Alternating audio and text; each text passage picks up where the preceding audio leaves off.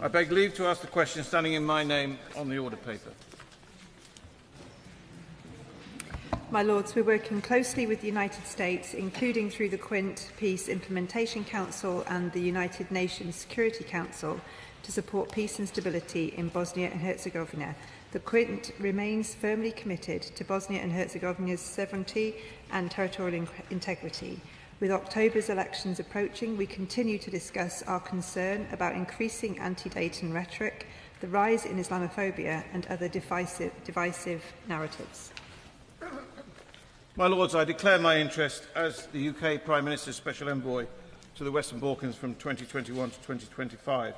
I thank the noble lady, the Baroness, for her answer. As indeed the Minister has just indicated, the UK has been supporting peace and stability in Bosnia, including the noble and gallant Lord Walker's service as the commander there for almost 30 years. And that peace and stability sustains. And yet, it is under threat from both rhetoric and provocation. And the former president of the Republika Srpska, Milorad Dodik, is a very frequent visitor to Moscow, where he receives what could only be described, my lords, as instructions.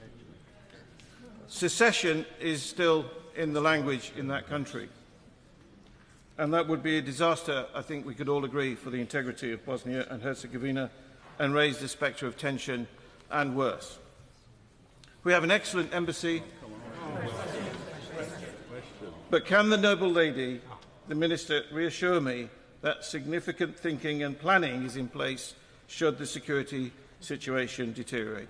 Can I just begin by thanking the noble lord for his service, and also to commend the work of his successor, Dame Karen Pierce, in this absolutely vital role.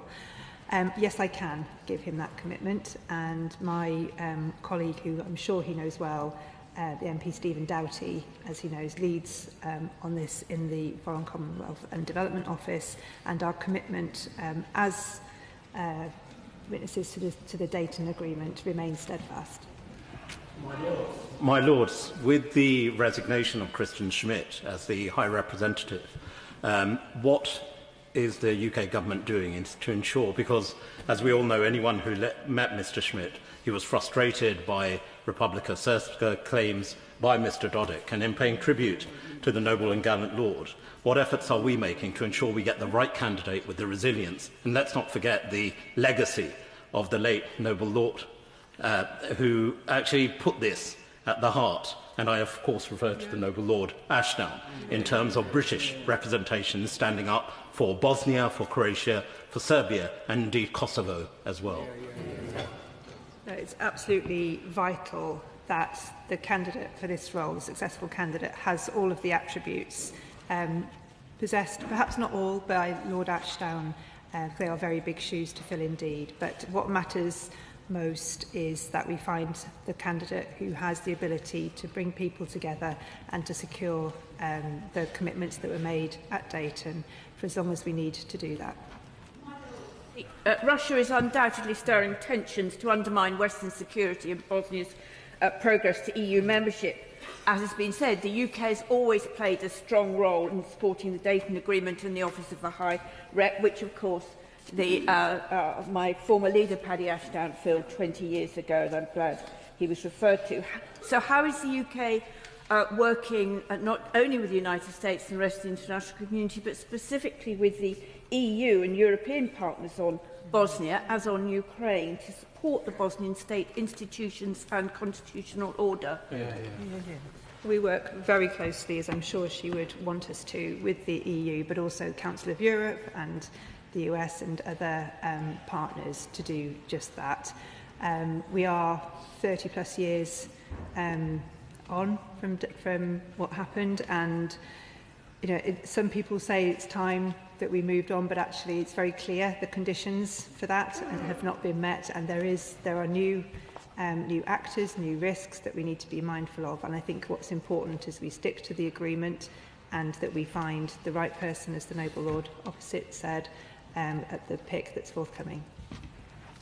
The Minister will be aware that one of the major roadblocks to harmony between the Serb-dominated Republika Srpska and the Bosniak-Croat Federation is the lack of a unified police force.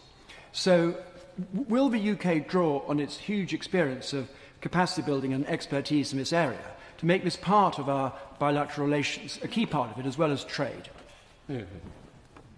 And that's a very interesting suggestion, and where that's appropriate, we do have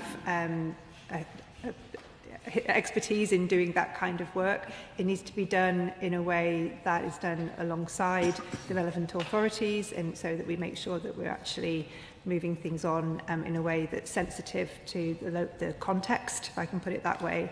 But I think that I'm happy to speak to colleagues and find out whether that is something that the UK is actively engaged in considering at the moment. My Lords, the noble lady mentioned all the organisations we're working with, and I just wonder whether she could say a little bit more of how supportive and how much in line we are with our colleagues from the United States on this policy. Well, all our allies and partners take positions that sometimes they are different, and sometimes we take different approaches to some of these issues. But we are very clear in our position is that we will be consistent with the agreement that was entered into, and that we have a duty, which we take seriously, to stick to those principles. Support over recent years for the very type of capacity building for civil organisations, community organisations, referenced by the noble and gallant Lord and my noble friend, has been the Western Balkans Democracy and Freedom Programme, which has been development assistance funded. Can the Minister assure the House that this support will continue? We have recently published our allocations for development assistance. I can't remember off the top of my head whether that specific programme, what the decision made was there, but I'm sure that that is publicly available. If it's not, I'll make sure the noble Lord gets it. The noble Lord Peach mentioned the malign influence of Russia in relation to this. There has been some suggestion that the United Kingdom is slackening its sanctions on Russia. Will she confirm that this is not the case and consider further sanctions, particularly in relation to some of their assets here in the United Kingdom? I can absolutely assure him that that is not the case, and I remember there were robust exchanges about this before the short recess that we just had.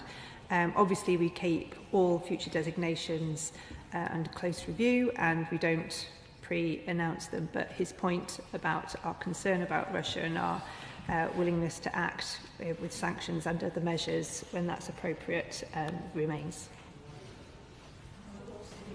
The Minister has acknowledged rightly that we don't just close the door on history, it has a very long tail.